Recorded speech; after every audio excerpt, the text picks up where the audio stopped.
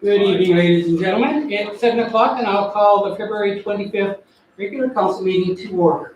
Tonight you'll notice there's a pink shade up from council, and I'd like to invite Council Stenby, or representative on the SSS board, to talk about this a little bit. Sure, I would love to.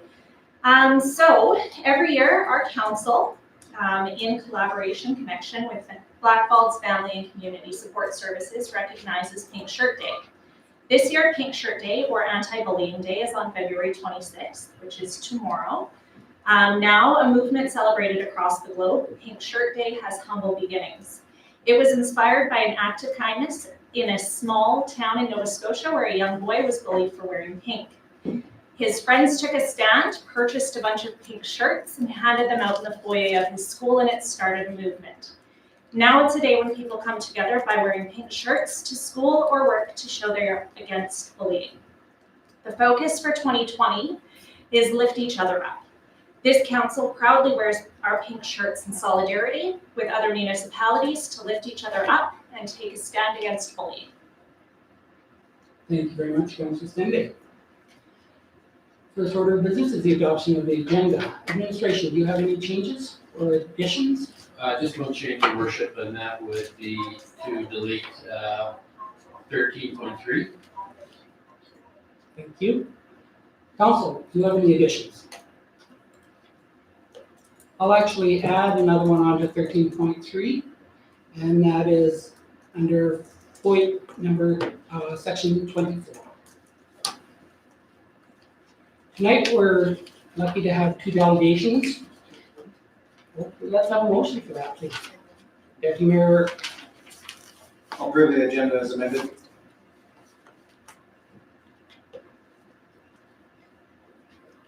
All in favor? And that is carried unanimously. Thank you, Deputy Mayor. I was excited. Tonight we have two delegations. Our first delegation is our rural health, and we have Colleen and Rebecca. No, you thought your counselor's name was on the list, right? Exactly. Good evening, Your Worship Council. I'd like to introduce to you a couple of folks that we've been working closely with for the last few months. They're from the Rural Health Professions Action Plan. We have Colleen Lindholm, and she is a rural community consultant for the Central East Zone, and as well Rebecca Seidel, and she is the Director of Rural Community Development and Engagement. And they are here to do a presentation for us this evening on the services that they have available to communities, and then you can ask some questions. They have a short video they'd like to show you, and then have a PowerPoint presentation, which you've already received the slides for. Awesome. Thank you, Development Officer.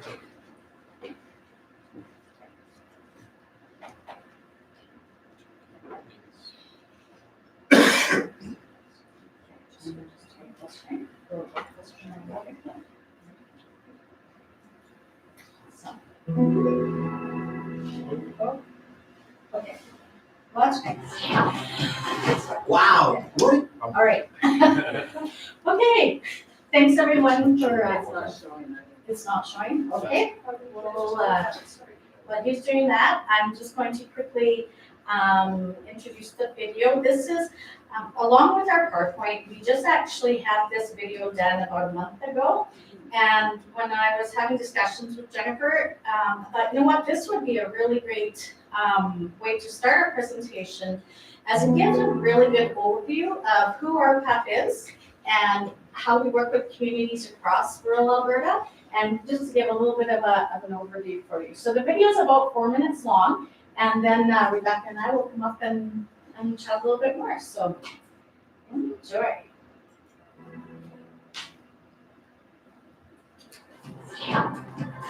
Wow, what a year it's been. Award-winning, in fact. Each year, RPAP celebrates excellence in rural healthcare with the Rhapsody Awards. We celebrate each Rhapsody Award winner, including this marathon-running physician, with a video, provide funding towards a celebration event, and make a donation to the recipient's favorite charity. Awards include the Physician Rhapsody, the Community Rhapsody, and the new Healthcare Heroes Award. Way to go to this year's recipients, the much-loved Dr. Deanna Rasmus from Provost, the totally dedicated respiratory therapist from Pincher Creek, Tess Craig and Larissa Lewis, the passionate about patient care Mayor Thorpe Healthcare Center nursing team, and the Get It Done Sundry Health Professions Attraction and Retention Committee.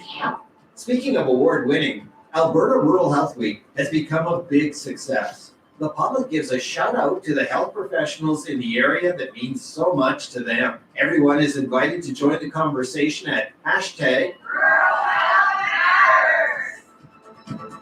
Every year, RPAP introduces urban students to rural healthcare and lifestyle. At post-secondary skills weekends, students learn skills from rural professionals that will prove to be valuable assets in their future careers. And they have a lot of fun, too, experiencing the rural lifestyle. From the historic Dunvegan Provincial Park near Fairview to bucking bulls and flying paintballs in Toefield to the Badlands near Drumheller. Definitely think I could see myself going rural eventually. This weekend made it even more likely for me. RPAP's Grow Your Own Skills events for rural high school students are becoming even more popular, and they're a big hit with students as they look forward to life after high school. Oh yeah, I would recommend this. This has been a great opportunity, and besides, lunch is free, so.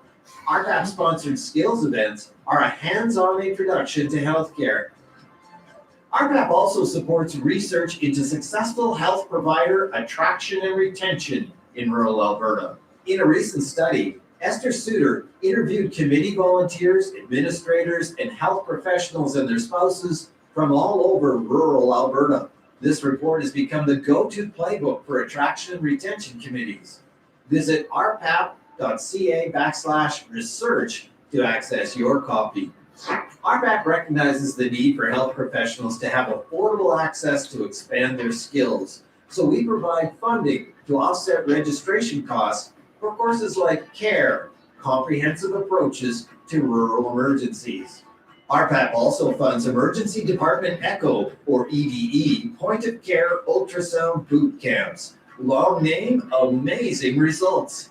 Ultrasound is being called the stethoscope of the 21st century.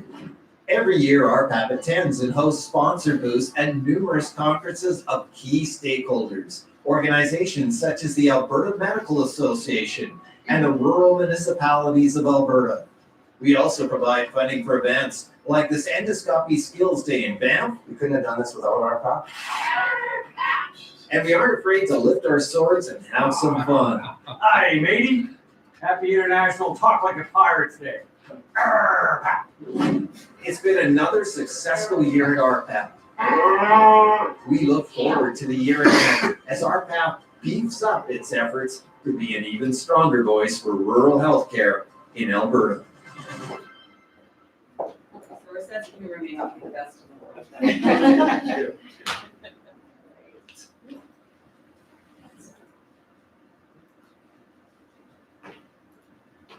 I ran over here. Thank you. This goes YouTube. That's not our path. That's not. Looks fun.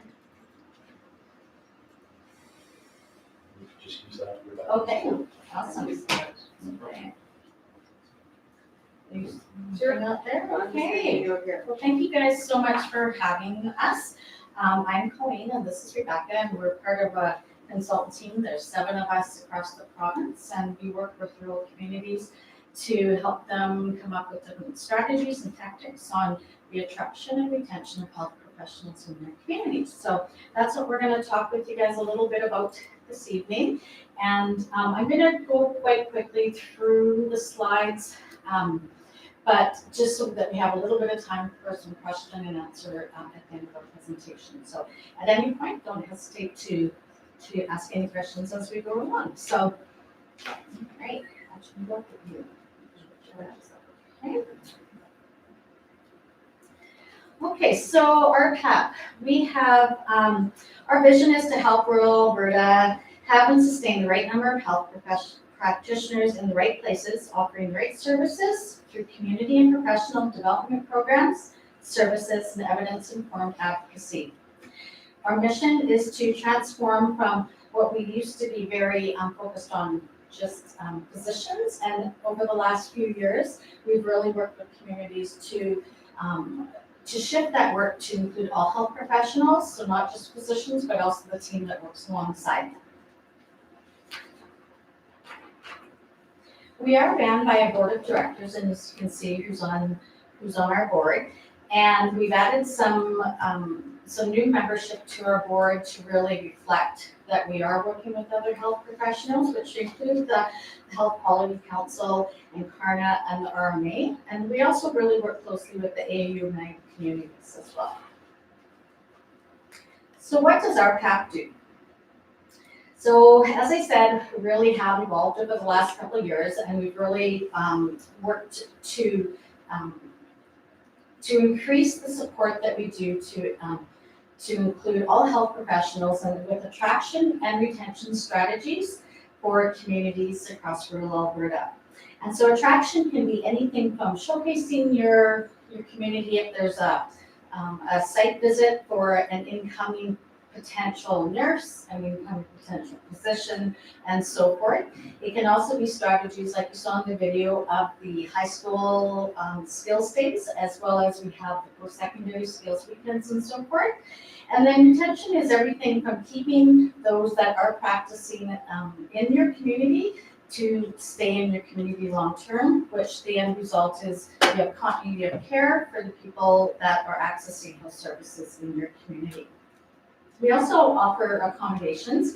So we have a couple team members that work closely with U of C and U of A, and we have accommodations throughout rural Alberta.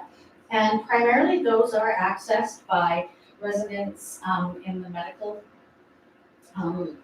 as medical students. But now in the last couple of years, we actually have some nursing students that are accessing those accommodations as well. Another thing that we do is we offer continuing education for physicians and health professionals across Alberta. So it can be some online courses to everything to help physicians as they continue.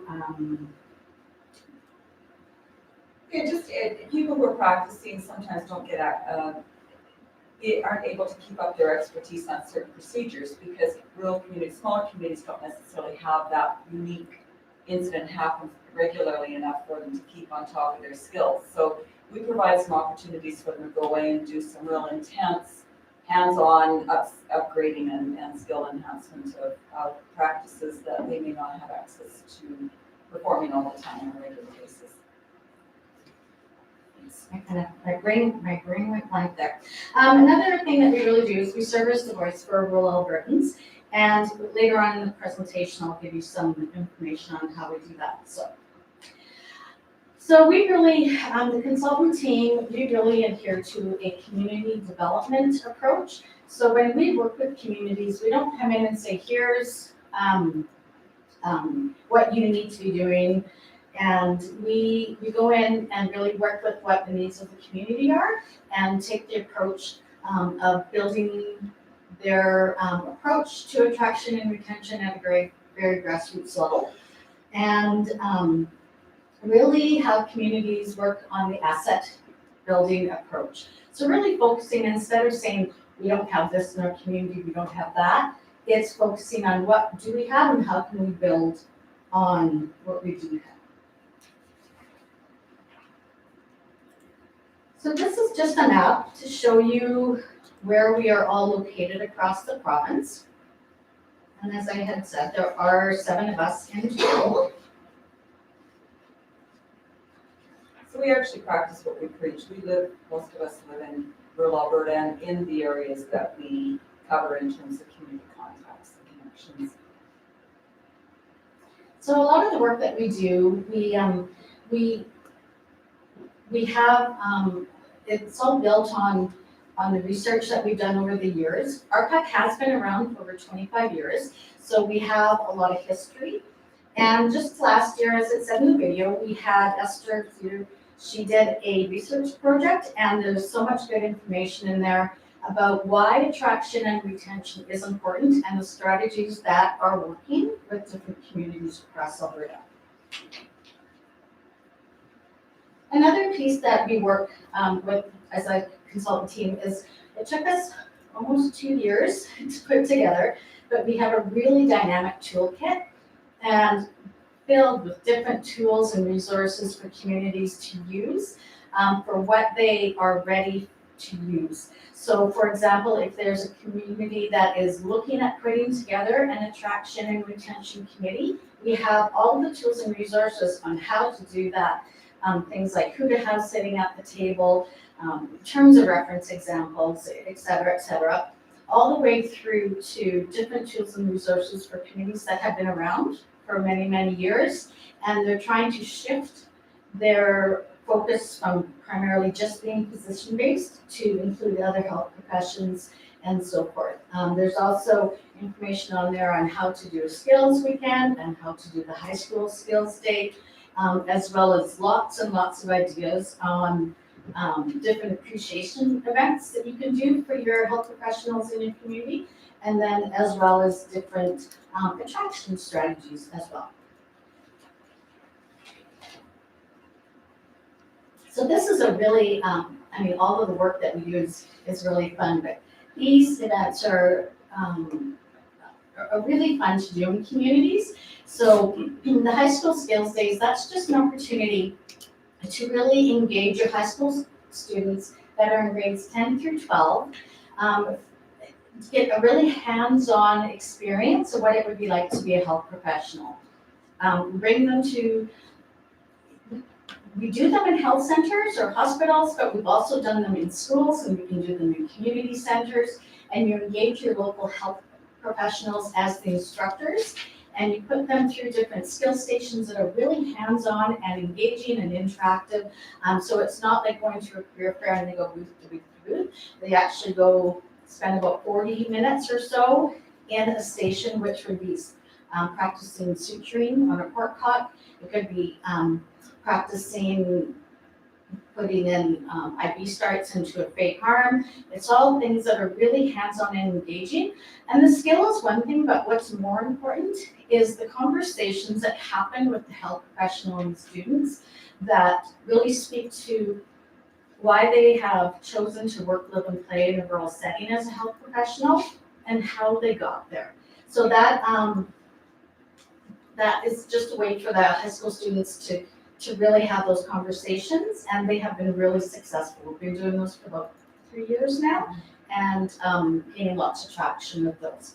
Post-secondary skills weekends are where we partner with different post-secondary schools across Alberta. U of C, U of A, we started with those, but we're really expanding to other post-secondary schools as well, and bringing a busload of students to the community in all different programs for health, so recreational therapy to respiratory therapists to nursing to med students, whatever really is needed in the community, we will load up the bus, bring them out to the community. It's a chance again for them to see how a health center in a rural community works, and also then the next notch is for them to really see what it's like to actually live and play in a rural setting. So that's where a community really has a chance to showcase themselves, as you saw, like with the Toadfield Bowl Bash and so forth, and just really giving them a taste of what it would be like to live rurally. So we have a really great communications team, and we work really closely with them in getting lots of messaging out into rural Alberta, and we do that through a number of ways. We have the Rural Health Week, which is a weekly e-newsletter, and then we have our monthly and quarterly publications as well. And then we also have a rural VIP program for attraction and retention committees, and that's an opportunity for them to provide feedback via a survey that we send out on a monthly basis. And then we take that information, our leadership team takes it to the more provincial leadership tables that they're sitting at different, for example, with, Karna or with the ministry or so forth. So they'll take what we hear through those survey results and bring those back at a provincial table. So in May, upcoming in May now, we have our Rural Health Week, and this is a really great way for communities to show appreciation to the health professionals that are working and living in their communities. And last year, it was a really great campaign, and so we really got some traction with it. So I think this year is going to be even bigger and better. And so if you have some health professionals in your community and you want to give a shout out to them, this is a great time of year to do that. I'll go really quickly over these two next couple slides because it talks about attraction and retention and recruitment and what's the difference. And there really is a big difference. Our company are not in the, we don't recruit, but we do work with communities to help them support the recruitment process that's happening with AHS or the organizations that are actually doing the hiring piece, and to give them different strategies on attraction, as I said, like for incoming candidates, and then for the retention piece and keeping them in your community long term. So I won't spend too much time on this because this would be really, if an attraction and retention committee is formed here, these would be a lot of the, the activities that we would talk about and next steps and so forth. So I don't want to run out of time here. So one of the really great things that we're really proud of as an organization is our conference, and we host it every 2 years. And our last one was in 2018 in Burns, and this is where close to about 100 people will come together from across the province, and we definitely have lots of sessions on learnings and so forth. But I think the more important piece of that conference is everybody having the opportunity to connect with each other and find out from each other what's worked in your community, what hasn't worked, and so forth. It's a very popular event, and I strongly recommend if you have an opportunity to send someone from your community. It's just a really great place to share with each other and learn. We actually have our next conference coming up this fall. The conference location is going to be announced probably in about a week and a half, but we can tell you that it's October 6th to 8th, and it will be central-ish Alberta. So that's what I will tell you. So, and again, this kind of goes back to the A&R committee, but this kind of gives you a little bit of a brief overview of who typically sits on an attraction and retention committee. And right now, our consultant team works with approximately, how many do we have across the province? About 45 committees that are made up of 130 communities. So fairly good coverage. Yeah. So, there's definitely always opportunity to put a committee together, and this is typically who sits around that table, making sure that we have a lot of diversity sitting around the table that reflects your community as a whole. So I will, when we look at what this looks like for Blackfalds, originally when it was a med clinic in Macomb that had reached out to our PAP in interest of putting together an attraction and retention committee there. And so then they had reached out to Blackfalds here who I've connected with. And so that's how the conversation has started with our PAP. And we are always open to coming and having conversations with communities on what does attraction and retention look like in your community. It may look like a regional effort, which happens a lot across the province. It may look like a community committee. It just depends on what health professionals you have in your community that you'd like to offer support to and so forth. So every committee is different, and we basically, we will work with any community on what the needs are within your community at the time. So that's just a really brief overview of RPAP. There's definitely, we could sit here and talk for 2 hours on all the different things that we do, but that's just a quick overview. And so I open it up to questions and we'll do our best to answer them. Councilor Taylor? Well, I was glad to see you show Pincher Creek because quite a unique way they have with the doctor that's right there at the hospital, the clinic, and how fast they can streamline people in, and I quite like that. So have you come across many communities like us where we have to the north and south of us, we have hospitals, which can be an opportunity for a doctor, but a lot of tendency is people wanting to go to where that hospital is.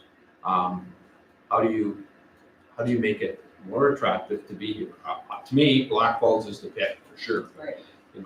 Right. Again, every community has either different services in or different realities on what they can offer. But we work with several really small communities that tend to fall within, for example, the metropolitan area of Edmonton. And they often get forgotten because they're part of Edmonton zone and AHS. And so it's always, well, you're only half an hour away, or only whatever away from the hospital or PCN in the outskirts of Edmonton. And it doesn't always fit with communities. So they'll sometimes come up with really creative ways of providing some supports and attractions to people who come to their community. We're working with a couple right now that had, historically they had a physician clinic. Physician left years ago, the clinic is still there. Sometimes the town owns the clinic building. And they will then attract in like a nurse practitioner or have somebody come in to do physiotherapy a couple times a week. Because they've got the room for it, right? They've got that infrastructure in place from when it was a clinic before. So that sometimes happens with communities that don't actually have a hospital in them, but have a hospital in the surrounding community. Not everybody needs to go to the hospital, obviously, all the time, but they would like access to other types of services. So whether it's massage therapy, or it's a nurse practitioner, or it's a physiotherapist, or it's a community health office. Those are the kinds of things that communities like this would be able to look at on that attraction of health professionals to come and reside in your community. Subsequent. So just subsequent to that, I really like that, your comments. For us, we're 10 minutes away from either hospital. Yeah. So it's just about having access. Yeah. Most doctors are 10 minutes away from any hospital when they have to practice anyways. Yeah. So really distance shouldn't matter. If anything, if they could be able to use a little bit of each or whatever they wanted, that would be the advantage, I think. Yeah. Yes. Thank you. Council, any other questions? Not seen any. Thank you very much for your presentation. I know you've been working hard with EDO Hartig and CEO Johnson to move things forward, and we look forward to how we can develop a committee or our next steps. Awesome. Thank Thank you very much for your presentation. Thank you so much. I have one question for you. Ray Olford, are you related to Dr. Olford in Drumheller? No. He was one of our champions. There you go. She said yes.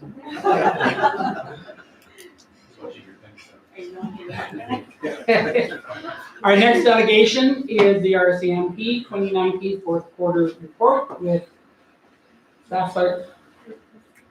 Okay, both of you, okay. And highlight a couple of things while they're walking forward. We'd like to thank them for their participation in victim services check stop over Christmas, and also you also helped out our town when we did our candy cane check stop out by McDonald's. So you're continuing to have input within our community, and we really appreciate everything that you do. We had the opportunity to form a survey with your national board just recently, and I've sent in the information on that as well. And we always look forward to your quarterly reports. So thank you very much. Who's going to do the talking? Thank you, Your Worship. He's the brains, I'm the beauty. Thank you, Your Worship, members of council. Thanks for having us here again today. I'm just going to go over actually our 2019 statistics. Unfortunately, our January statistics for 2020 were not available at this time.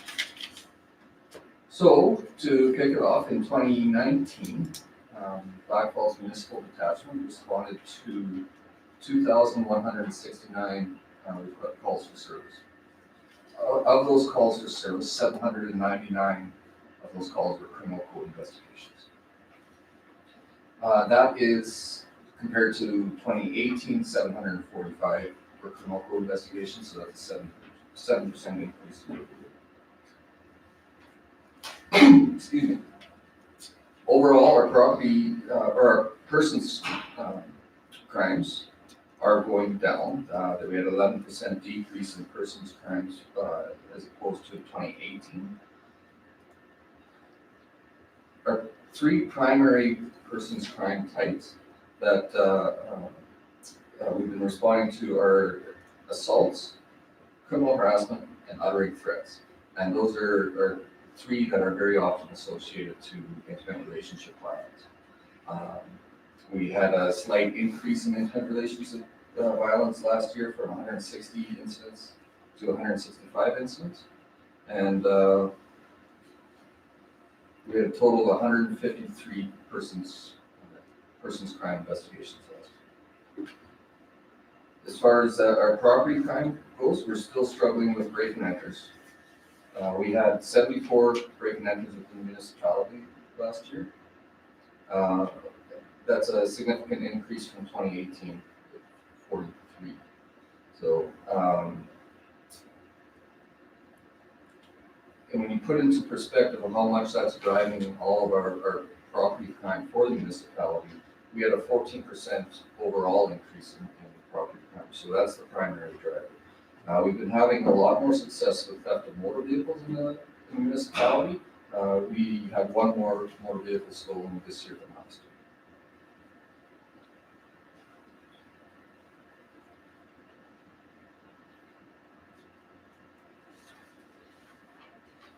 Drug enforcement. So we're talking about our hard drug enforcement, production, possession, and trafficking. Really not a lot of change over last year. We had 2 fewer files. We went from 20 to 18.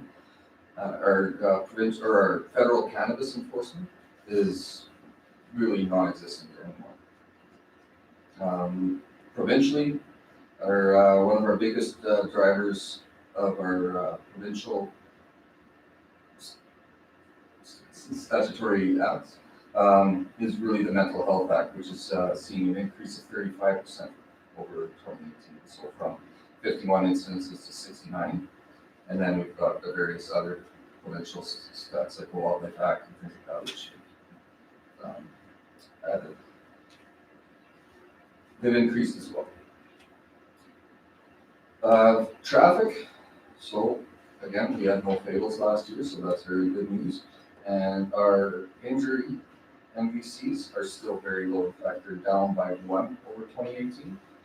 However, our property damage MVCs, so our vehicle collisions in which there's damage to vehicles, etc., have jumped significantly from 77 all the way up to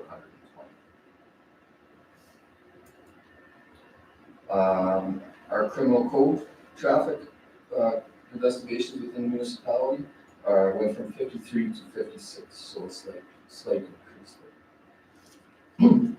Again, I always like to bring out our number of suspicious persons, vehicles, and property investigations, because those investigations mean that people are actually calling the police when they see something suspicious. And that number consistently, year over year, all the way back to 2014, is rising, which means that more and more people are calling, and we really encourage the public to continue calling those in. So again, this year we went up from 157 calls about suspicious people all the way up to 210. So that's good for us.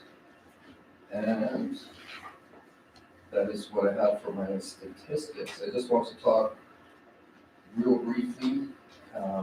Crime mapping, we made some successful steps forward with crime mapping.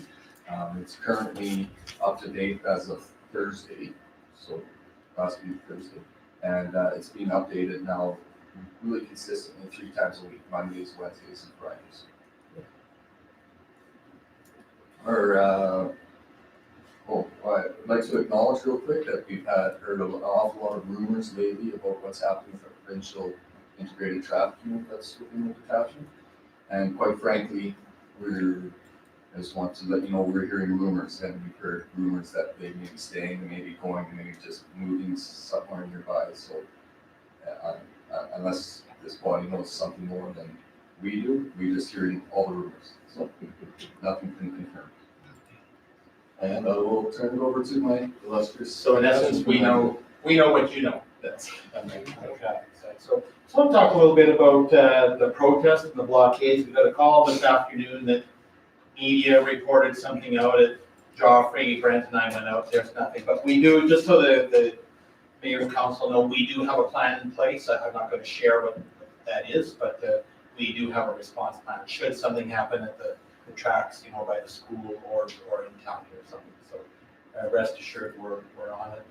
I don't really see an appetite for it here, but you never know. I know you're aware that RMA was advised by the Sol Gen about the funding, police funding. I don't know if that affects the town of Blackfalds or not, but I was in Clive last night at a similar meeting, and it does affect small communities like that. So they're going to start paying. Counties are paying, and I know you know what the formulas are: 10% in 2020, then 15 in 20. So we'll see where that takes us, and that may lead to more boots on the ground for us. We're being told more boots on the ground. Provincial government has indicated funding for that, but we must keep in mind that depot in Regina can only produce so many members a year. Every province and territory is short in the RCP. Everyone's asking for their fair share of members. So the provincial government can say, yeah, we'll find 500 members. I don't know how long it's going to take to see those 500 positions here. Because like I said, every other province and territory and detachment in the province are short, and we're violent a bit. We're recruiting.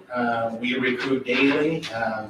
The council meeting last night, I may have recruited one of the councilor's son to come and see us at least. So I ask you guys to, if you know of anyone in good standing that has maybe an interest in law enforcement, please send them our way, and we will put them in touch with the proper recruiting person. So we're expecting one extra provincial resource here this year in Blackfalds, not carved in stone. So I just wanted to let you guys know that that's what we've been told by district. We still have a big detachment area, and we continue to respond as best we can. And I know at previous meetings, the topic has come up of municipal members responding to rural calls. And having said that, rural members also respond to municipal calls, hence the 24-hour capability, that the town of Blackfalds enjoys. Recently, we had a meeting with some gals from Edmonton and Calgary. There's a unit called the Pros Data Center. So what this means is now members go to a complaint, they write it in their notes. Rather than going back to the office and wasting time being a data entry clerk, they can call in the reports. They phone them in, and somebody in Edmonton or Calgary prioritizes, and within they're at about an 18 or 20-hour turnaround to have that file completely loaded. So what that means for us, that's good for us, keeps our members on the street and away from their computer. So Brent and I are busy kicking them out the door saying, go sit in a Walmart parking lot, I don't care where you sit in the school, sit in the arena parking lot, call your reports in. So we're really, really pushing. We have members that were a little bit opposed, and I talked to one yesterday who said, this is the greatest thing, and he was probably the biggest opposition because his English is a little bit broken, and he said, if they can load my gibberish on a file, they can do anything. So we're really using that. So we're excited about that. The multi-year plan, I just received it this week, Your Worship, so Brent and I will go over it, and then we'll meet maybe with Ken and Mr. Thompson and get it to yourself. And not a lot's going to change from last year. I think we just changed some numbers for 2026. The performance plan, we're working on that, so that comes out on the 1st of April. So we're going to set up some consultation sessions in the next couple of weeks, and they've identified 4 priorities for us, being crime reduction, accountability to our stakeholders, effective stewardship of financial and human resources, and enhanced public confidence and engagement. So more public meetings, more town hall meetings, with the communities we serve, including this one. And so we're gonna set something up, I think, in the next couple of weeks, and we will send the invites out to. We didn't do a great job of it last year, and I'll take responsibility for that, so we're on top of it for this year. Our current resources of the detachment, we have 4 public servants that are federally funded. One is on mat leave. She's due back in September of 2020, but she's backfilled by a part-time public servant. We have the 2 municipal positions here that is funded by yourselves with 1 vacancy. We're hoping to backfill that shortly. We have 14 provincial positions. We're currently fully staffed there. 7 municipal plus the 1 SRO, Jeff Hewitt. I must say, I think Councillor Hoover mentioned last fall when I mentioned Jeff was taking that over. He's doing a great job, and the schools are really happy. He works hard at it. He likes it, and he's good at it. We also have the 2 enhanced plainclothes positions, 1 funded by Lacombe County, 1 funded by Red Deer County, and they do a pile of work in the community of Blackfalds. So that's an added bonus for the citizens here. They were instrumental in a certain residence on a certain street by a certain councillor's. I'll leave it at that. But currently, we have 3 cadets in training. Mike Crew will be done at the end of this week, so he'll be full-blown on his own.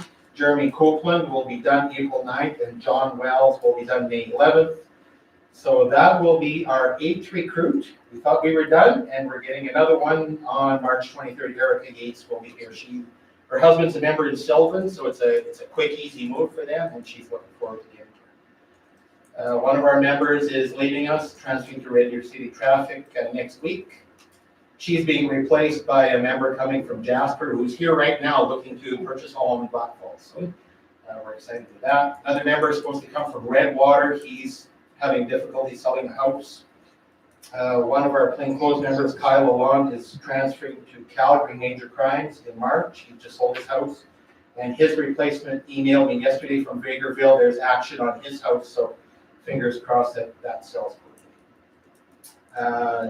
Another one of our members, Jen Dolan, is expecting her first child in the next couple of weeks, so she'll be on that leave for the foreseeable future. And we are also wearing our pink shirts tomorrow. If we didn't know, we'd have a warm team. Who knew? I just want to say too, one last thing. I won't belabor this, but sad to see the CPOs leave our office. We have a good relationship with Ken and Joe and Dana, and they've moved to the new building. Very impressive building.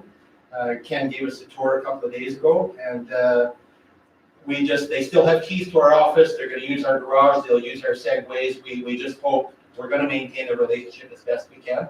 We just won't see them as often as we used to, but just rest assured that we're going to maintain a relationship with them that we've come to enjoy. So, subject to any questions, comments, or concerns? I think that's it for us. Council Cindy. I just have one question. You said that traffic collisions were up. Is that highway collisions, or is that specifically in town? Is that municipal? That's the municipal. Wow, okay. And do we know a reason for that? Is there anything specific that you could point to that would indicate why? I don't. I would have to put that request forward for analysis. There's a bit of a delay moving information onto provincial e-collision system and then having somebody Understandably, look at it. So I don't have those Okay. analysis. And yeah, just, we don't know. Like, I mean, you guys have lowered the speed limit, in some areas. People just driving goofy, I think, or people, I hate to say this, but they lose control. Like the first few snowfalls, like people just seem to forget how to drive. Slow down. They're not going to get fired if you're late for work if it's a snow day. Like, call me, I'll talk to your boss. We've gone on the radio to say that, like slow down, people. You're on record now because people can hear you. Well, there you go. So Call me, I'll call your boss. There you go. Counselor Taylor, thank you. I just wanted to thank you. My son had his work truck stolen earlier this week, and fortunately, it has a tracking device, and you guys were able to quickly retrieve it, and then just I went over and picked up his laptop. Okay. Poor guy who ate his 4-day-old roast beef sandwich. I'm sure he's not. But thanks. Payback is a. Counselor Powell. Thank you. Thank you for your report. I did also have one question. It was in regards to the increase in break and enters. Is there sort of a common theme amongst them, or is there something that people can do to help prevent them that they're not already doing, or? So, Yeah. a common theme between them is a little bit difficult to say. So in the town of Blackfalds, it's primarily driven commercially, by commercial break-and-enters. We're striving as hard as we can, even at the district level well, divisionally as well, to try and get more information programs out to the general public. I'm sure by now you've heard of CEPTED, Crime Prevention Through Environmental Design, and target hardening and things of that nature. And we're also trying very hard through our divisional crime reduction strategy to target the people that are committing those crimes. Unfortunately, what happens is those criminals often just get pushed to a different jurisdiction, and that jurisdiction tries to push them back. It's a little bit challenging. We need to, I think we always need to keep on educating the public on how to make their property less attractive to be a target. Fair enough. Thank you. Counselor Hoover. Yeah, I have a question. I think I have asked you the policing committee, and I know it's not an easy one to answer, but is there a correlation in terms of files, criminal code files in particular, that have resulted in charges or convictions? Do you have a way to correlate that? Is there an increase in that end result with these files? So, I'm sorry, just to clarify, are you asking me to compare the Well, yeah, so if we've got an increase in some of these incidents, do we have an increase in charges resulting from those files?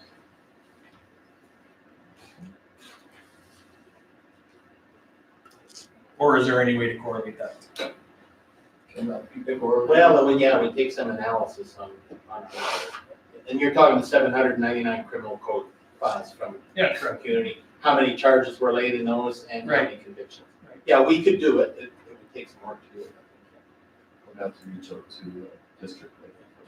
I mean, that's always a question on my mind is, obviously, that's a crime- measure of that's a fair how effective the. Crime the goes up or enforcement- convictions Correct. going up. Yeah. I will say Bill C-75 has not been kind to us because it's a new initiative by the federal government to, hate to say the term, but almost catch and release. And we have a prolific offender right now who's out on bail after 2 armed robberies with a firearm. Like, you would think one should be enough. So it's getting more difficult for us to keep these guys in jail, and they know that. So they get up and do some more, and then, then we make a deal and go away from them. So. Not just convictions, though. I mean, I know that's ultimately, if we're laying charges, we'd like to see those things. That If we have evidence, but, we're laying charges. but I mean, out of 700 and some, do you lay charges on most of those cases? Or absolutely, yeah. If we have the evidence, we will absolutely be benching. That's our direction. Lay charges. Counselor Swab. On the break and enters, are the people given the number to contact the Central Alberta Crime Prevention, the ones that do the CEPTED course? Because I've done both CEPTED courses, and I think they're a phenomenal course. And I'm just wondering if they've been given the number to reach out for help to see why they're being attacked, like with their properties. That's just actually, divisionally, there's a new program specifically for the police to reach out to people who have been victimized multiple times. So that's one strategy that's already been started. So if, for instance, your home has been broken into 3 times, you could very likely get out of this fledgling new group a phone call. Listen, we'd like to go over your property with you and try and make it a little bit less attractive. But we'll contact you, but that's a great point. And we'll make that down. And I also have another question to this as well.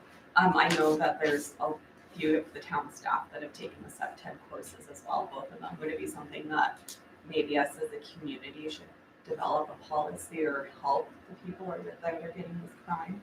Absolutely. Because we have the training. Anything to target hard to it, yeah. Absolutely, and I know other communities build the principles of SEPTED right into their community development planning, so right from the initial phases. I would be strongly encouraged. See, but a lot of it, like, we get it through from Reindeer County and Macomb County, and I wasn't aware that anyone in Blackfalds had it or that, so that's great, yeah. If you got it, use it, for sure. Am I able to say something to Thompson? Yep. Yeah. Can we look into the SEPTED with people who've had it in the town and see if we can provide some kind of assistance to people who've had break and enters?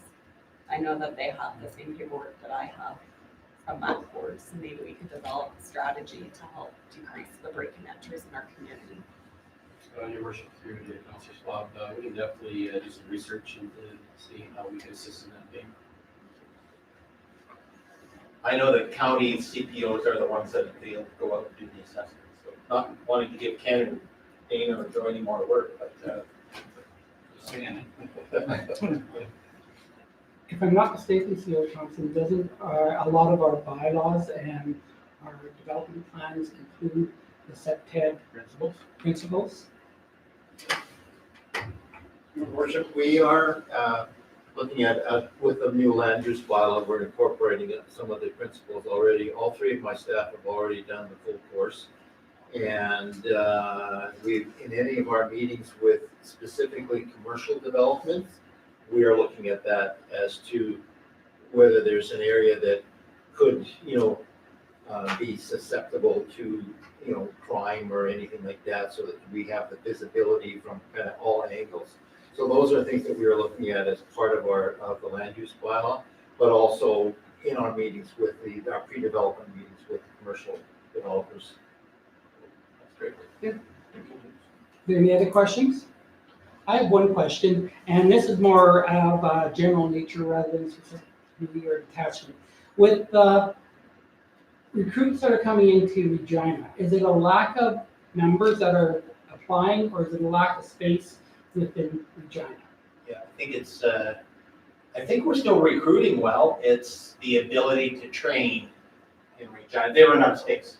So in the past, back in the 60s and that, Penholder. Yep. The Yeah, I don't CFP know, Penholder. because then now we have to double up on instructors and, so that's a $1 million if I had that answer. Is there something that communities can do to help you with your, See, everything's in Regina, driving and firearms and self-defense and everything is essentially out. They've even shortened training, I think, by 2 weeks to try and put out more members. So used to be, when I went 35 years ago, it was 6 months, and I think they've cut it back now to 5.5, just a little over 5 months. So. okay, thank you. Are there any other questions? Once again, I'd like to thank you very much for your presentation. It's always timely and it's always appreciated that you come to our council meetings and give us your first-hand information. Well, thanks for having us. Thank you, worship. Thank you. Thank you.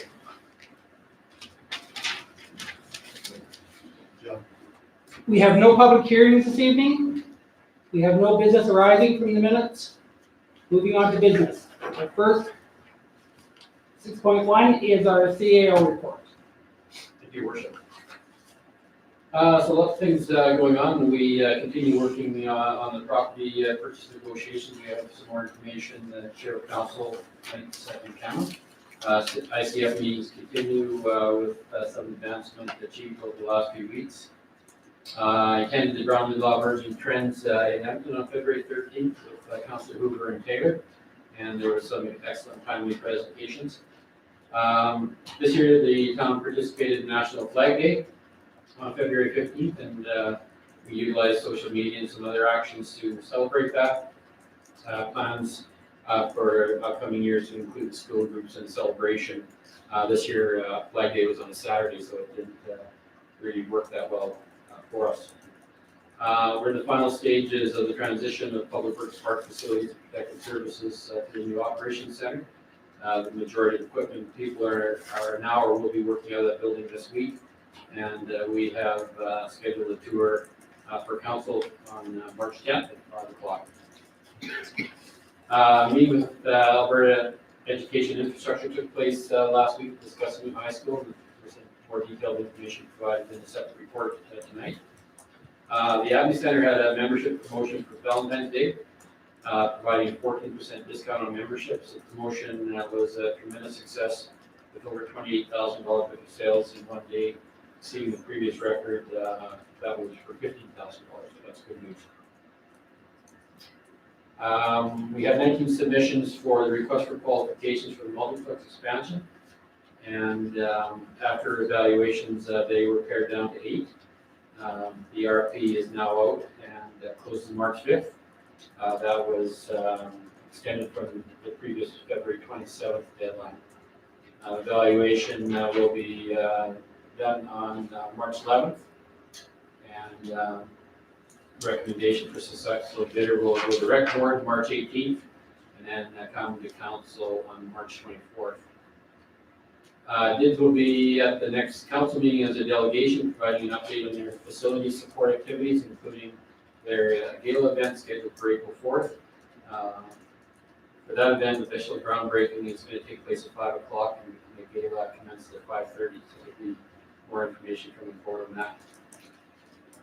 Meeting with potential facility sponsorship took place recently, and we're optimistic about some positive news on this item in the near future. Winterfest was another success this year. A little bit cooler temperatures, but we've seen a tremendous amount of people enjoying the indoor activities at the Abbey Center. As council is aware, we did reduce the budget somewhat this year, but we did have good participation with the public. We had 11 brave dippers in the penguin dip, and that raised over $3,100 in support of worthwhile causes. I believe that's up about $500 from last year. Some of the different groups that came out to volunteer on Monday included mayor and members of council who served hot chocolate, so thank you for it very much. Pathfinders and members of the Optimist Club helped with a little chipper station.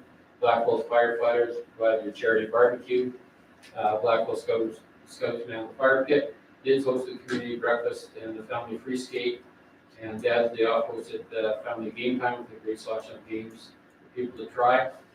And Blackfalds Youth Crew once again hosted a very successful family bingo at the hall. We told we had 31 volunteers who provided 95 hours of their time to make Winterfest a success. Open house for the new outdoor rink location. That's the outdoor rink that will be relocated from the multiplex site. On the west side of town is being held March 12th at the Abbey Center. The Recreation Board has decided that Harvest Meadows is a preferred location, but are seeking feedback from the residents. And that's taking place through door knockers that were delivered on February 21st. Let them know about the open house and to come out and be part of that process. Staff, council members, and recreation board members met with the Chima Club on February 21st, and that meeting was very positive. The recommendations will be coming back to the recreation board meeting March 4th, and then on to council to follow up with the March 16th standing committee of council. FCSS added some new programming recently during the school winter break, largely due to the alignment of both the Wolf Creek and the regular Catholic school division schedules. The programming included youth succulentarium workshop, youth boogie bounce, and vision board workshop. A total of 39 youth participated in these events and was deemed a success. Corporate services, grant reporting process for federal gas tax underway. Regional assessment review board bylaws being worked on. The borrowing bylaw for the multiplex expansion is coming forward to March 16th, standing committee of council for review. Electronic cash receipting project will be going live April 18th. Working on year end, closing diamond modules as per year end schedule. Finalizing carry forwards, department reviews, reconciling and balancing, adjusting entries. The department's also completed T4 and submitted to CRA. Completed WCP annual return well ahead of deadline, and set up records room at the operations shop and moved over the majority of archive records in the old CSD shop. They've also been involved in setting up computers for staff at the operations shop. IPS, construction of the storm system is about 50% complete. Range Road 27-0 will be closed this week due to some construction activity. They've been continually working on the transit system options for Blackfalds and Red Deer, and that will be brought forward to an upcoming transit committee, followed by a review by the standing committee in March. Review of the utility and franchise bylaw will be coming forward at an upcoming standing committee meeting as well. Working with the new GIS asset management coordinator, set up a GIS system for the municipality, and great progress has been made with that. Meeting with the Wolf Creek School Board and Councillor Taylor at IREC for opportunities for town to collaborate with various schools on environmental initiative and education programs. We had staff at the department attend the Infrastructure and Asset Management of Alberta workshop February 12th. Staff also drafted up the environmental services strategy survey and opened it up to the public on February 21st. And working with marketing communications to develop marketing materials to assist in the survey promotion. HR has been working on training professional development strategies. Numerous amount of training has been provided, including prime contracting training, women's training, performance management training. Also working on summer job applications, posting of seasonal jobs, succession planning, and a number of employee activities.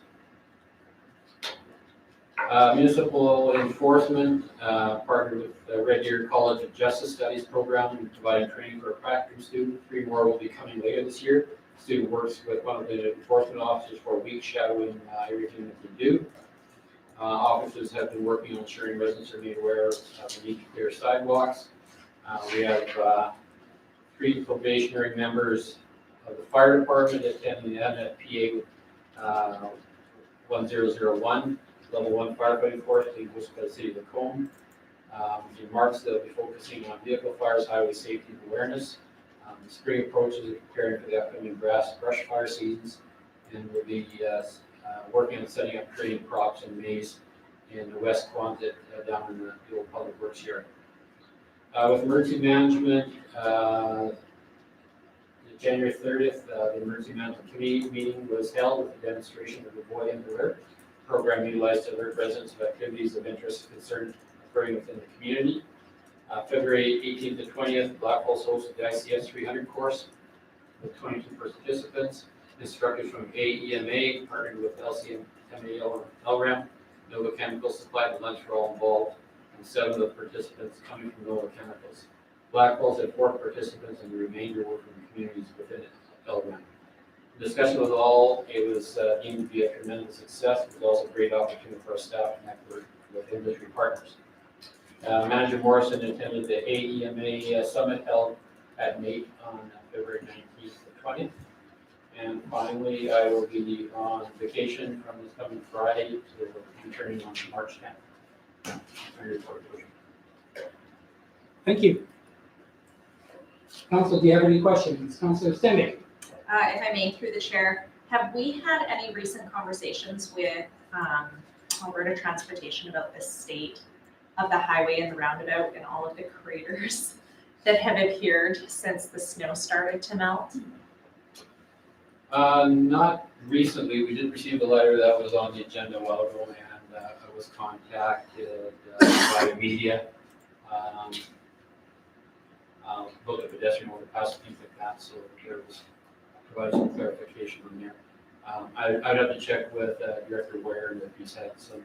Would it be, if I may, would it be possible to maybe send them some pictures? Because even off of Greg Street on 2A, they are so bad that if you do not drive around them, you will likely lose one of your tires in them. Like, they're horrible.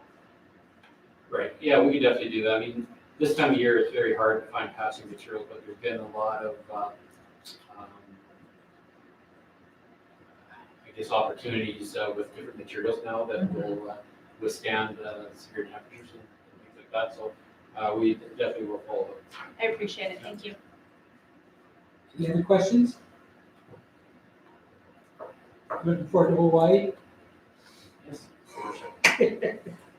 We hope you have a good time. Thank you. Moving on, is there someone prepared to make a motion to accept this for information? Councillor Powell, Yeah, I move to accept this year report as information. all in favor? Carried unanimously. And we welcome Manager Topolitsky for bylaw 11243. Thank you, Your Worship, members of council. McKay Ranch is requesting that a portion of phase 4 of the plan area, which is east of on the existing East Point Drive, to the end of the subdivision. Can you move down to the map?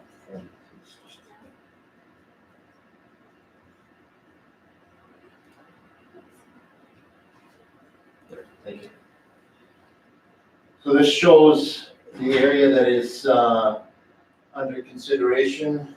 They would like to do starting from the top there, the R1S to an R2, the major area, the R3 to an R5, portion of the C3 to actually supposed to be also R5, and then the R1S to R2.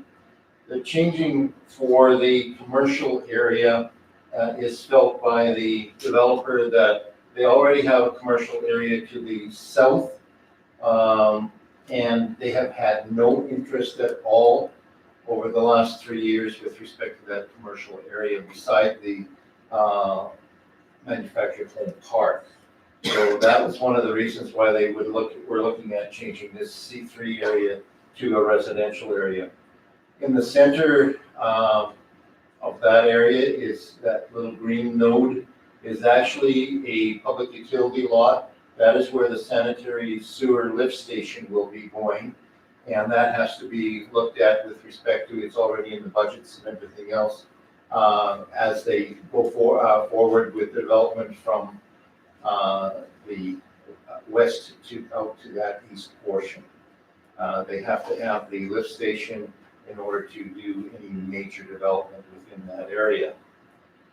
The density is going up a bit with respect to this area, but is still within the municipal development plan guidelines, if you want to call it, with respect to the density. So there's no issues. Administration is supporting this.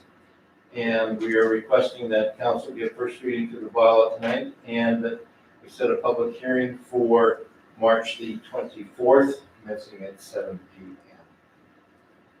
Thank you. Councilors, do you have any questions? Premier Olford? Is there any plan in place to replace that commercial section that they want to take out? Like, I understand why there isn't any movement, because it is basically the edge of town, but once further growth goes past that, it will be an optimum spot. When we've looked at this and in discussions with the developer and our own staff, the area to the east of that will be a major road at one point. So coming down from Cottonwood area to the north and going eventually, we hope all the way right down to Highway 597. So there is potential for a commercial area on the east side of that.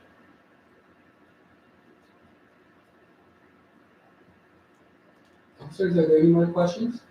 Councilor Capel? Thanks. Do we have R5? Like, I was just trying to find where else in the town we have that high of density. Do No. we have that? No. We have, it's within our bylaw, it was done with the last change, and that due to the request for the potential for higher density, and being able to do a combination of games very similar to Willows and up there, so that you have apartment buildings plus potential for townhouses, et cetera. And then just a secondary Go question.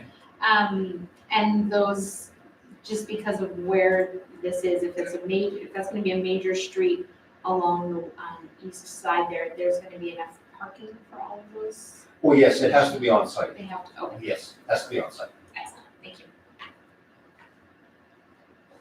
So what exactly is included in R5? Basically apartment buildings, townhouses, row housing, the gamut of stuff. You can actually do more stuff, even social services, care centers and stuff like that are discretionary in that. And again, we're looking at reviewing the whole bylaw, but it's still staying in the bylaw, so it will be there. So we have 2 administrative recommendations in front of us. There are no more questions. Deputy Mayor? I'll move that council move to give first reading of bylaw 1243/20, being a bylaw to amend the McKay Ranch area structure plan. Discussion? All in favor? That is carried unanimously. And there is a second recommendation. Councilor Taylor? I'll move that council set a public hearing date on bylaw 1243/20 on March 24th, 2020, commencing at 7 p.m. Read on the motion. All in favor? That is carried unanimously. And moving along into the second part, the land use bylaw.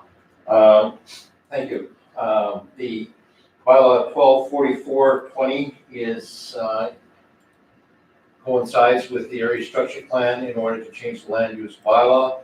Do the same things, doing the R3 to an R5, the R1S to an R2, and the C3 to an R5. Again, it's we've done this before in that we do the area structure change, and once that is approved, we hold it, or we have the first reading, public hearing, and the same thing with the land use bylaw. We'll have the first reading hopefully tonight, and the setting of the public hearing. We'll have the 2 public hearings, and then second reading of the area structure plan, which changes and allows the land use bylaw then to change to the designations that are under the area structure plan. It is recommended again that council give first reading tonight to 1244/20 to amend land use bylaw 1198/16, and that a public hearing be also set on March 24th, 20. Should be 7:05 usually. Council, do you have any questions? Councilor Taylor? I don't have a question, but I do have a comment. I've missed seeing area structure plans. This is a change, but I mean, we used to do so many of these. They were like regular part of our agenda. It's nice to see them back. Thank you. So having said that, there's a request. Councilor Pell? Thanks. I move that council move to give first reading to bylaw 1244/20, being a bylaw to amend land use bylaw 1198/16. Read on the motion. All in favor? Carried unanimously. Second, Councilor Swab? I'll move that council move to set a public hearing date for bylaw 1244/20 on March 24th, 2020, commencing at 7:05 p.m. Thank you. Read on the motion. All in favor? That is carried unanimously. Moving along, we have the Blackfalds High School update. CEO Thompson?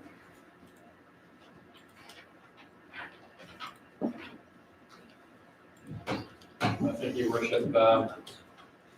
Last week, we participated in a meeting in Edmonton with Alberta Education and Alberta Transportation. And it was an excellent meeting. We had myself, Sean Preston, and Terry attend, as well as a representative from Wolf Creek Public Schools. And so the background just provides a little bit of information relative to that site area and how we come about determining that would be the position for the high school through land swap. And so the strong working relationship that we've had with Wolf Creek has precipitated that, so we're very pleased that we're at that point. So the meeting that we had in Edmonton provided a couple of opportunities. One was for us to provide them information that they were seeking and have one-on-one discussion, but also for them to provide an update where things are. We were told that it's going to be for an 855 student population. The extra 5 more than what we thought, is based on the formulas they use, we were told. So we didn't argue that fact, so we were very pleased about that. They talked about that it may be a P3 partnership, and so that's information that we will be waiting on for further. And also that a request for proposal went out, closed last week for Retained Consulting Services with site investigation work and traffic impact assessments and things like that. So that was good news, and we're told that RFP closes this week for the design services for that school. So once that's awarded to consultant, that will kick in a whole bunch of other processes and involvement by Wolf Creek Public Schools and by the town as well. As mentioned, we will be involved in the engagement meetings and pre-development meetings, and we're also told that because of the high rate of growth, that there would be a good case to support a new build and not having modulars on there.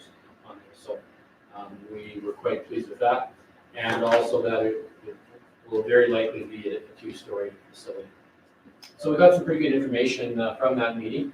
They're very pleased with the All-Star Park and the amenities that are provided there that support the high school. So and have expressed their pleasure at the fact that we've had a good working relationship with Wolf Creek Public Schools in moving this forward.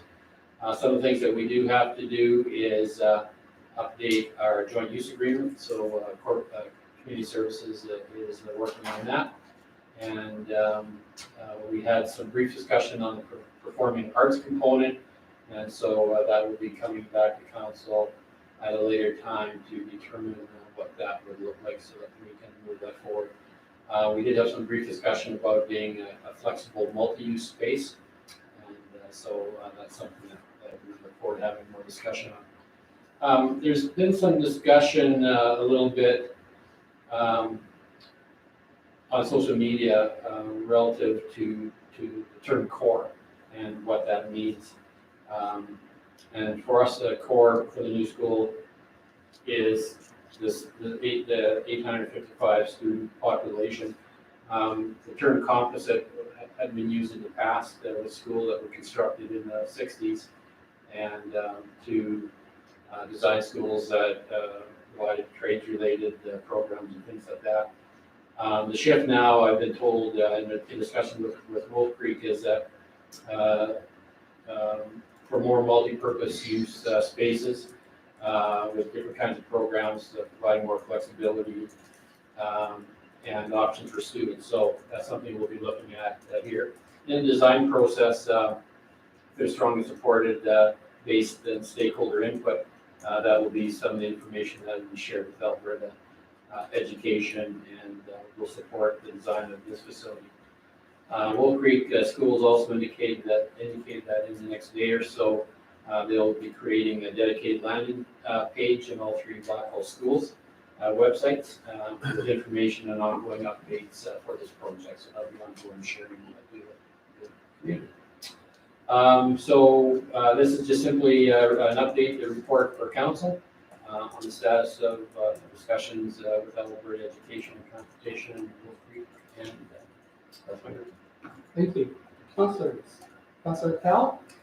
Thank you for that. Was there any other sort of, so other than the mention of the proposal for design that's going out and coming back this week or whichever, was there any other sort of illusion of a timeline? We were told that they were gonna move quickly and get going on design as early as mid to late March. But so then moving past that, it No, hasn't been discussed. we'll probably hear more at the end of the week. Okay. And then just one subsequent. So with our road updates that have to be done to Leon, and then as well in part of that area plan for All-Star Park, we have the other road that goes through and matches up with Duncan. Will those have to be completed before the high school goes in? Yeah, we did have some discussion with those and indicated that was in our 5-year plan. And that depending on when the school was built, that we would have the ability to modify those timelines to ensure that that infrastructure was there for the school. Councilor Cindy? I just wanted to say actually thank you for the explanation, because I know that we have residents watching tonight who maybe were confused about what a core school meant. I know that I was initially, and that was one of the conversations that we had with Wolf Creek was what is the difference between a core and a composite? Right. And what is that going to look like for Blackfalds? So thank you for the clarification. I know it was enlightening for myself to hear it. And on that note, I think that any resident who has concerns or would like to know more, I would urge them to contact Wolf Creek Public Schools. We have fabulous board trustees. I would be happy to put them in touch with them. I'm sure any member of council would, and they would be able to answer further any questions that maybe residents are unsure of going forward with this project. Yep. Councilor Strauss? I actually have a comment on here. It says Iron Ridge Intermediate Campus, but it should say Junior Campus. Okay. And then I have a question. Can you explain to everybody that's watching what P3 partnership is? It's a private-public partnership. They have had some success with those. I'm not sure what the benefits would be, but definitely the town will be included in those discussions if that is to move forward. And my understanding is a P3 partnership would be getting together with colleges and universities and maybe bringing in, no? No, that's with like a construction company. Okay. Yeah. With That businesses. would Okay. build and fund the project. Perfect. Any other comments?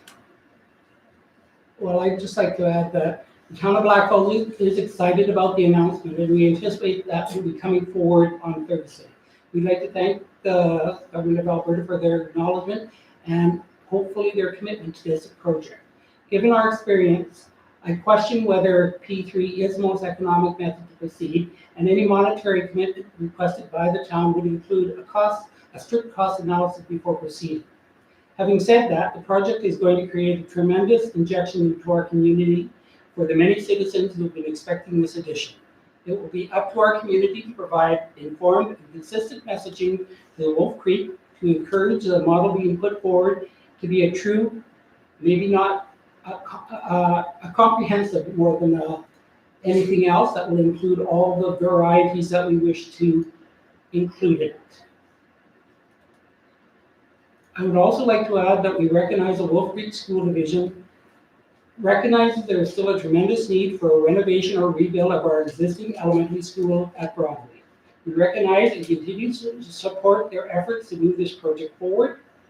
And as everything moves forward, one area that I'm hoping that these new builds will improve is our ability to invite residents who live near Blackfalds to become part of our school population. This will be an exciting and important part of our conversation with the Wolf Creek as these builds occur. So with that, I think that you're asking us to accept this for information. Yes, Your Worship. Deputy Mayor? I'll move to accept this as information. Debate? All those in favor? Carried unanimously. Grade Street realignment. Thank you, Worship. The town of Blackfalds has been working on the multiplex expansion project over the past few years, and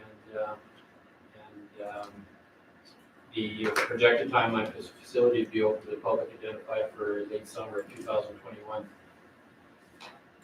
The 2020-21 capital budget also includes funding for the development of the Center Plaza, which will provide parking and expanded facility that will provide year-round public gathering space for events and programming. Both the construction of the multiplex expansion and the Center Plaza are combined in the public tender process that's currently underway right now. Mentioned tender closing is scheduled for March 5th, and so we're expecting to see some good submissions at that time. Administration has been challenged with the intertwining of this project along with the Great Street realignment scheduled for the same timelines. Council administration have extended much effort in both projects to engage the public as well as internal and external stakeholders in several ways since 2018 and before. We've completed the design approvals of majority of the land right-of-ways needed to be in place before the planned construction awards start up this spring. And land negotiations are continuing, but recent communications from legal representation for the two ownership groups of the Blackfalds Mobile and Home Park indicate that further negotiation will be done so in the provisions of the Expropriation Act.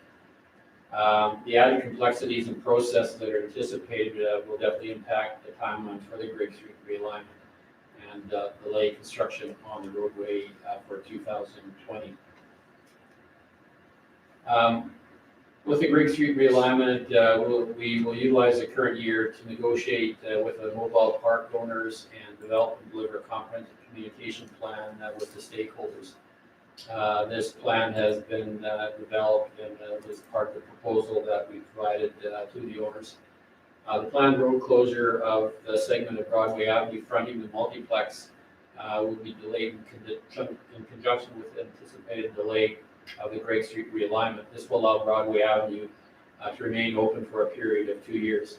The pre-construction estimate cost estimates for the development of the Center Plaza in its entirety exceeds the current budget assigned to this component. However, until such time as the tender costs are received, we won't know the full implications or whether it is exceed the budget.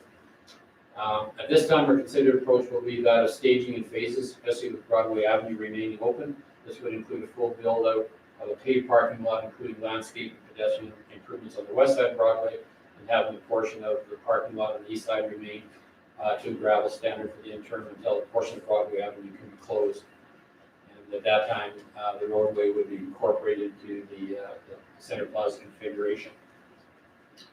The originally planned off-site and on-site stormwater improvements are still being evaluated to determine the scope of work requirements. With the overall proposed parking lot stall requirement changes being included in the land use bylaw rewrite, these project changes will allow council administration and the public to see what actual needs and impacts of the facility parking are upon expanded facilities coming online, and then make any adjustments if required. Completion of the parking lot on the east side can take place in conjunction with the Great Street realignment in connection to Womack's road construction. Administration will be recommending that council supports the phase Center Plaza development as outlined and extensive timelines for this project as well as the Great Street realignment.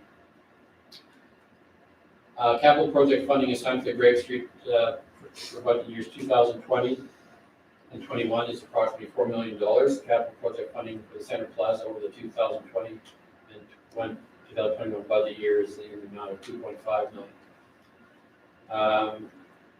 Administration's recommendation is the council moves to direct administration to move forward with revised staging plan for the Center Plaza development, and the council moves to accept extended timelines for the Center Plaza and the Great Street realignment capital projects as presented as well.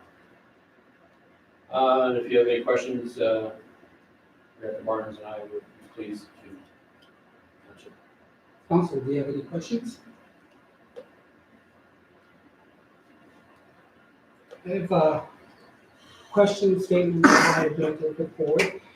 I'd like to thank you for the information you provided with us, and I believe that the good planning is essential for the moving forward, especially of the parking of the parking lot and the phases that you're moving forward seem logical.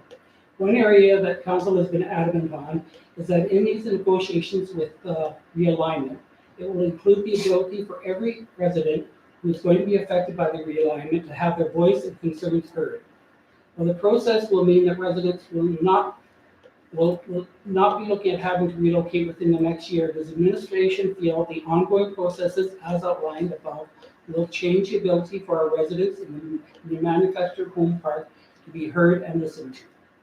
Will all negotiations with the park managers include a provision that will necessitate clearly timely communication with all park residents that will allow them sufficient time to decide what their best alternative will be? Definitely, Your Worship. That's why we've identified as 2020 as being the year to facilitate that. And we've identified internal and external stakeholders to reach out to. And we have a very comprehensive communication outline that we will facilitate. And in our discussions with mobile home park owners, they seem to be pleased with that. But in going forward, we're taking one step at a time. We do have a letter drafted that we're awaiting confirmation from the owners to give to the residents in the mobile home park that indicates that some survey work will be done to get that survey data information that we need, topographical information, that we can do some further design, because right now we're just based on aerial photos. So so even that small step, we're reaching out, making sure that we're communicating effectively. And that's why we slowed down the process. And talked as administration. Exactly, and I guess that the concern I had was that when folks hear the word expropriation as used with the park owners, the residents themselves might not understand how it's going to trickle down, and all of council has been really sensitive to that, to their feelings, and really insisting that any process will allow our residents in our town to be contacted. Yeah, we're very sensitive to that as well, Your Worship, and in all of our discussions, you know, the main point is the communication. I think too, what complicated a bit is the fact that we have two owners, and they're impacted differently on the amount of sites being moved and things like that. If dealing with one owner would be a little bit different, but that's added a little bit of a more challenge. But we're optimistic, and we've got that good communication and working relationship. And so in receiving that information from their legal just kind of sets a bit of a different direction for us moving forward. Thank you. So we have two requests in front of us. Do you have another question? Councilor Pell? I just have one more question. So the capital funding for Greg Street, the $4 million, we've already assigned in our capital budget fund for this year. And as well as the Center Plaza? That's right. That wasn't included, the Center Plaza wasn't included in another budget line, it was its own. Center Plaza is a separate budget. It was 1.5 million this year. Gotcha. Okay, thank you. I was just the 2.5 number. Councilor Hoover? And just to get a clarification on that process, there was discussion at one point of a land swap perhaps in that. Is that a possibility, or is that something we're looking at? Is that built into the cost? How does that factor in? Well, we have looked at a land swap as an option. What we're looking at now remains to be relocating those units to the east end of the park in that green space area. So that's where those discussions have gone with the park holders at this point. So would you anticipate that if that's something that comes about, that would be part of this anticipated budget? Okay. Any other questions? We have two requests in front of us. Councilor Hoover? I'll motion that council moves the direct administration to move forward with the revised staging plan for the Center Plaza development. Any debate on that motion? All those in favor? That is carried unanimously. And second motion, I saw Councilor Taylor's hand up first. I move the council accept I move the council why am I having a hard time? Move to accept that the extended timelines for the Center Plaza and the Great Street realignment capital project timelines as presented. Thank you. Any debate on the motion? All those in favor? That is carried unanimously. Moving forward, we have action correspondence. The first item is the Minister's Award of Excellence. And this is mainly for your information.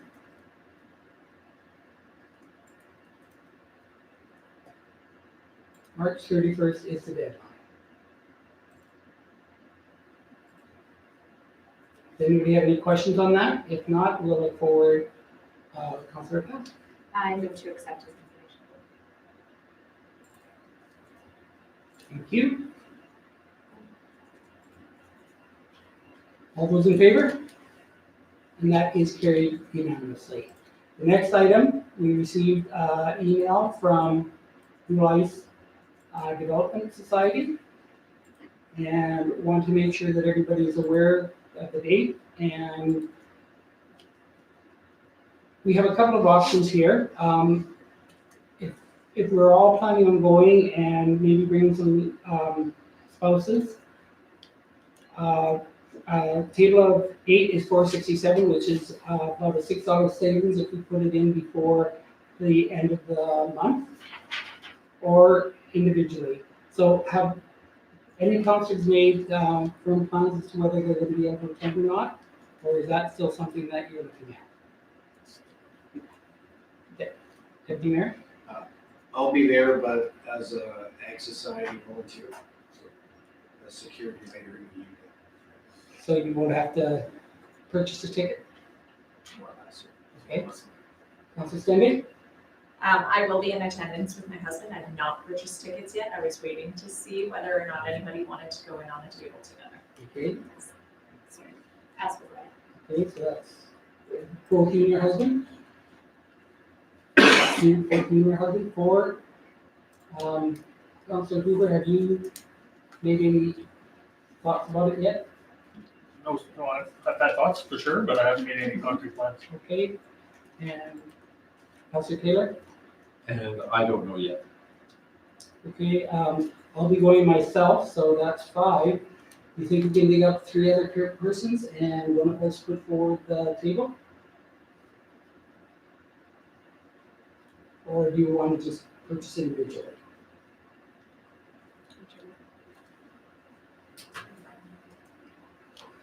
So I guess that's the only commitment, we'll just each purchase individually. Maybe we can sit together, because it'd be nice to have a strong presence at council, so if anybody else is able to come, you're invited to sit with us before you do your security thing. And will you be away the whole time from the tables? Wow. Councilor Swap? Oh, I was never asked. I might come. I haven't decided. Oh, I thought, okay, so. That's okay. Okay. So with that, I think it's an information item, and Deputy Mayor. I'll move to accept his information.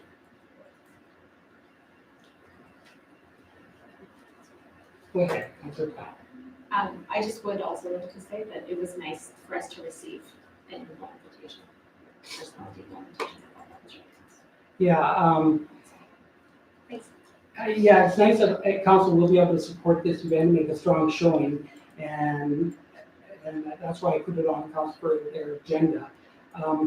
There's a little bit of a mix-up over the New Year's party, and council, for whatever reason, didn't receive an invitation, and I know that was a disappointment to councilors who were not able to attend, who might have been able to arrange a schedule. So it was really good to see it come forward in this manner this time.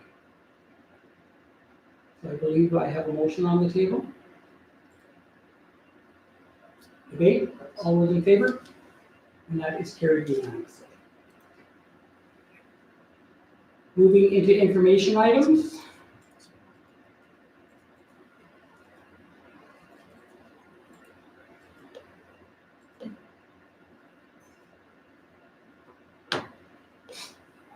With the FCSS minutes, there was just one thing on there that I wanted to have a little bit of a discussion about 8.3, the boat update.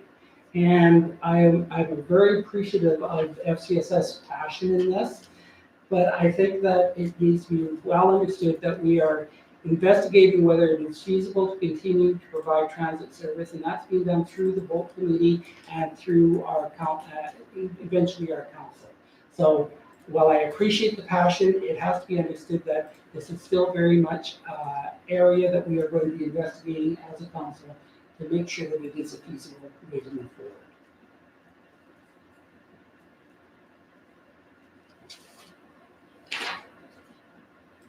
Parkland Regional Library.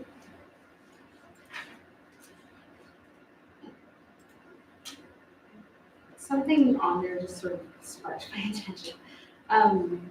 So it says at the bottom notes there, part 3, PRL paid an average price of $45 each for ebooks and audiobooks.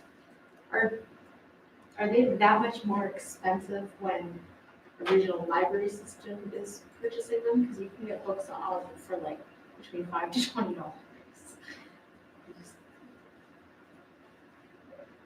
I can look into that fee, but I would assume that's because of its licensing and how many users can take it out at one time. Yeah, I would be interested to know, because I just saw that, I was like, $45, it seems. So you'll bring that back to us? Okay, sure. 8.3, the Macomb County Council highlights.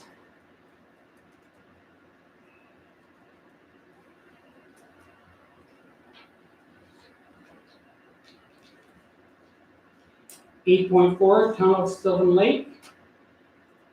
Mayor Sean McIntyre is a strong supporter of Habitat for Humanity. They had a really good experience in Sylvan Lake, and as we all know from our delegation and that in the past, this is going to be coming forward to Blackfalds in the near future, and he wanted to say how great he was. I'm thinking maybe I'll invite him out with his hammer and saw because he sounded like he liked it so much. Thank you, Sean, for that. 8.5, Alberta Justice and Solicitor General. As we send a letter, Mayor Beer is preparing a letter to further this. We received this back from our minister, and we can look at it. It doesn't really address the addition that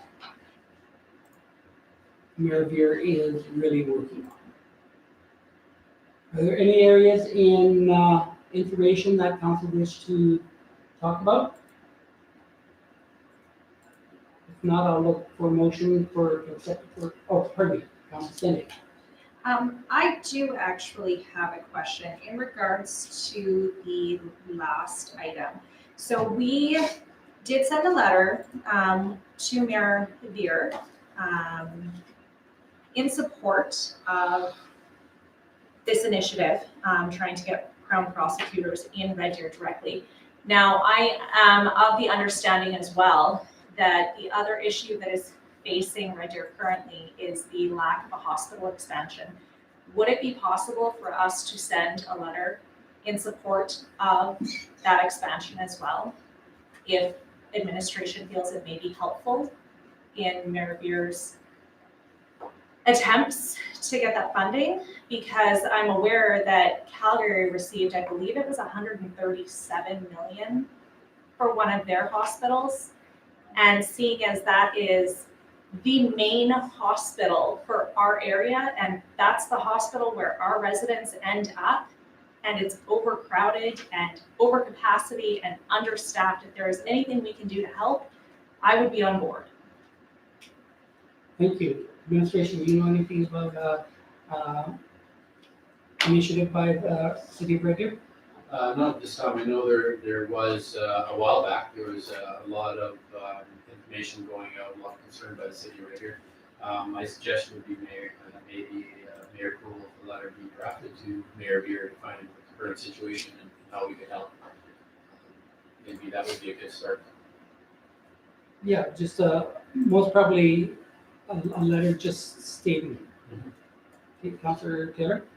Yeah, Councillor Michael Daw was doing some stuff around the hospital. I'm very passionate about that. And not just, actually what he mentioned was not Michael Daw, but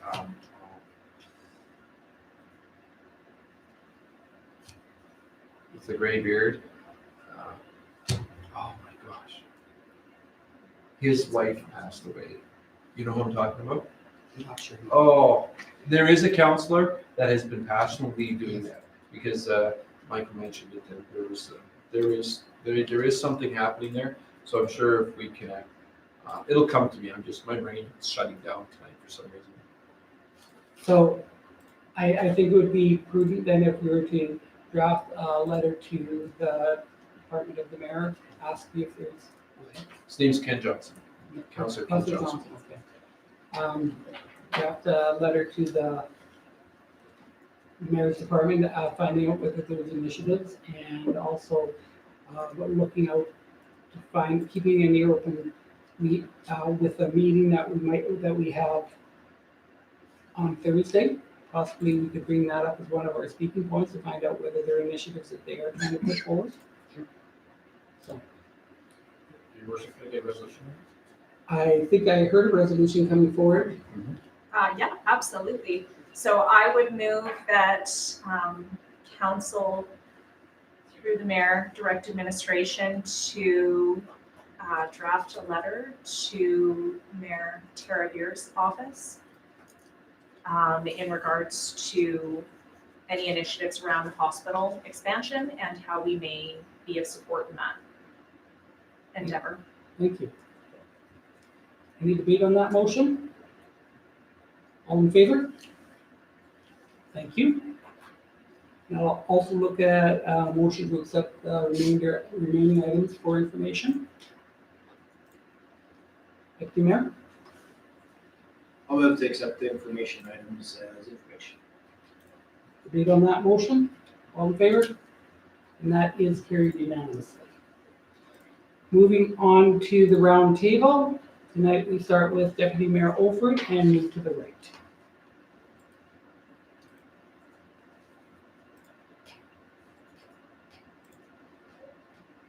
A little bit of a calm down from the last couple of months. Each this time. Of note was the Brownlee Law Seminar in Calgary. It was so yes, timely information. Councilor Schwab? Other than in the council meetings, I had attended the Municipal Planning Commission meeting on January 28th, the Library Board meeting on February 4th, and St. Gregory School Council on February 13th. They had echoed how well that the school resource officer has been involved in all the schools in our community equally. They have a project going on in the grade 6 classroom, and I can't remember what the SRO officer's name is, but he's recruiting some volunteers from the RCMP to come in, and they're going to stage a crime in the grade 6 classroom. So I can't wait to hear how it goes, and it's great to see that RCMP are working in our schools with our kids to do something fun. Thank you. Councilor Taylor?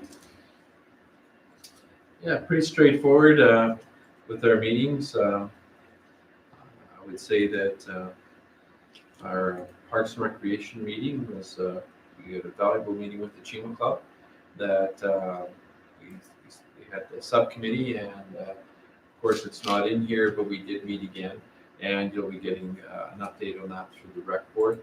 But I think we had a good meeting with the Chima Club and got some good directions. Yeah, I cannot say enough about the Emerging Trends seminar. Keeping up with the changes of the law has been, especially in this time frame, it just seems like there's so much to keep up with. It was worth it. And I want to say thank you to Councillor Hoover for letting me at Took, because I didn't think it was going to be as cold as what it was when I dressed to go over there. By the time we were done with the hot chocolate, I went home and I put on my house coat and warmed up. I was frozen. Thank you. Councilor Stenday? I I will echo that besides the council meetings and some of the committee and board meetings that I sat on, the highlight of my month was reading stories at the library for Family Literacy Day. There wasn't a huge turnout, but it was the first time that they had done that, and they reached out to all of the schools, and they actually won third prize provincially for the amount of minutes read in a community. So yay for our library for Family Literacy Day. As well, Family and Community Support Services is looking for volunteer award nominees. So if you have not nominated somebody for a volunteer award or a youth award, you have until March 1st to get your nominations in. I highly recommend getting them in sooner. It's going to be an amazing event, both of them again, so I look forward to it. Councilor Hoover? Outside of the typical meetings, ICF meetings, which happen constantly, it seems, but quickly, I think we made some good headway with that. My highlight would be the meeting at Iron Ridge Intermediate Campus, which, by the way, they are now also live streaming their council meetings, so if people want to check out what happens there. We did meet with the principal, the vice principal, a couple of teachers, superintendent for Wolf Creek Public School. We had a representative from Battle River Watershed Alliance, along with myself and our manager for infrastructure and public works. And we had a great discussion with regards to a watershed issue that the school has been looking at doing. So we had some really key people in the room and some really productive conversation, and it seems to align with the needs of the watershed, the school, as well as some of the planning that the town of Blackfalds is doing for their environmental initiatives and policy development over the next couple of years. So I was excited to see some fruits from my labor to try and get that rolling. So again, if people want to check that out, it's on the Iron Ridge Intermediate Campus Facebook page and live stream. I guess the next highlight to that was the emerging trend, as CEO Thompson mentioned. Myself and Councillor Taylor attended, and they're always valuable sessions. Councillor Powell? Thank you. Yeah, I had 2 meetings outside of our regular council meetings that made it up to the sheet here. One of which, our emergency management committee meeting, I did find very helpful. We received a delegation on communication software, as the CAO mentioned in his report earlier this evening.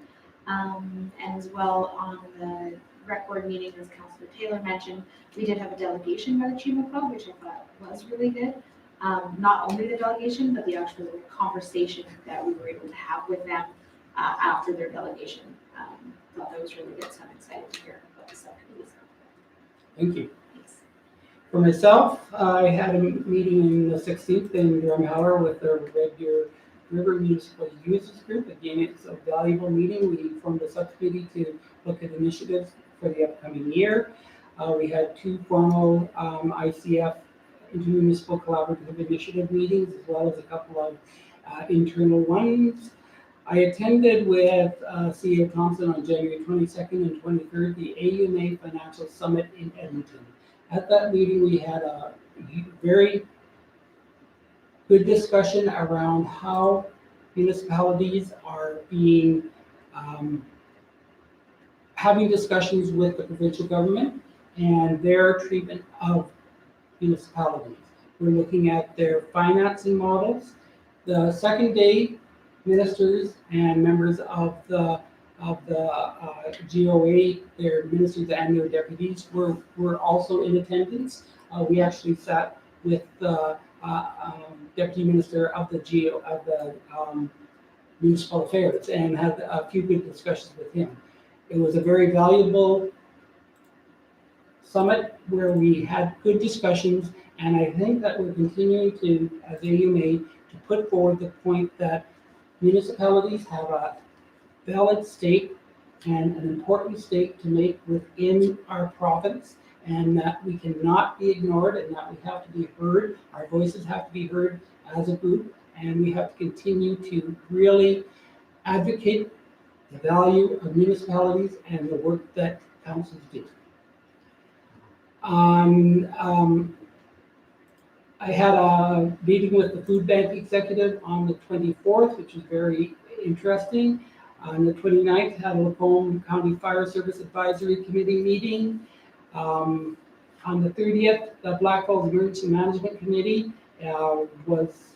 we had a meeting, and that included a couple of councilors and myself.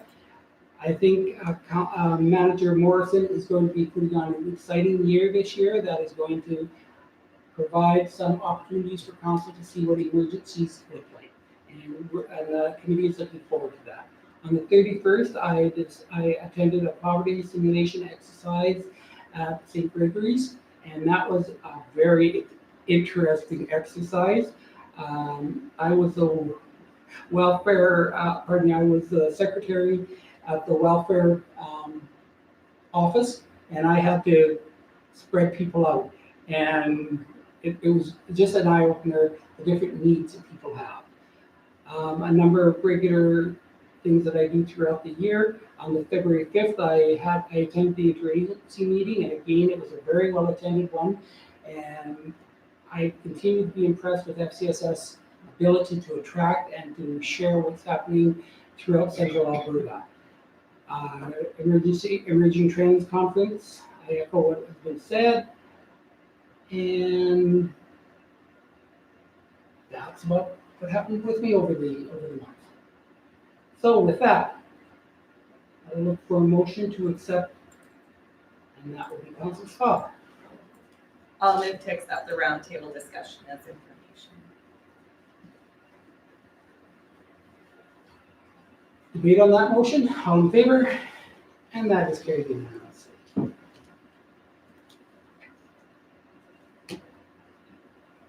If I may, you said debate, I had my hand up.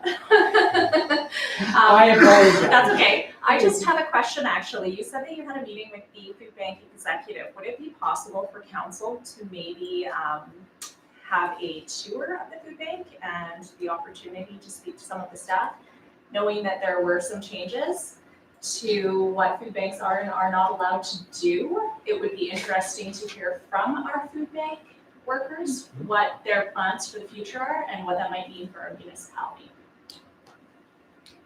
CEO Thompson? Your worship, we're just arranging for the food bank folks to come and do a presentation to council. Perfect. Yeah, so that'll happen in March. Perfect, thank you. Is it okay to move ahead? Absolutely. I apologize for missing. That's okay. 10.1, the February 11th council meeting. Councilor Pell?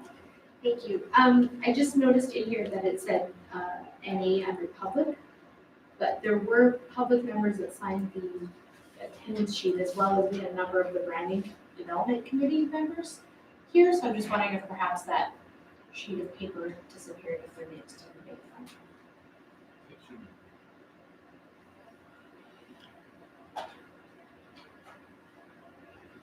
Did you wish to wait until that has been included before we move forward with approval of this unit?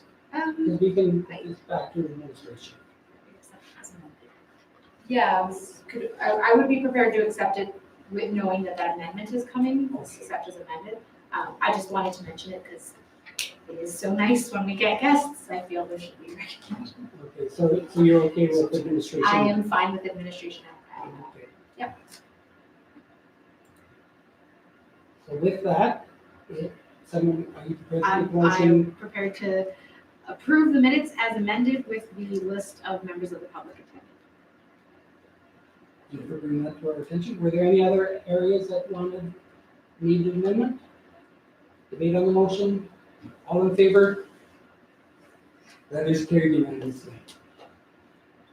There are no notices of motion. I have no items for the good of the council. Does any other councilor wish to bring forward something for the good of the council? Not seeing any. We have a number of in-camera items. Do we wish to have a break beforehand? Somebody wish to move further? Councilor Swab. I'll move for a 5-minute recess. All in favor? Carried unanimously. And that was at 8:59.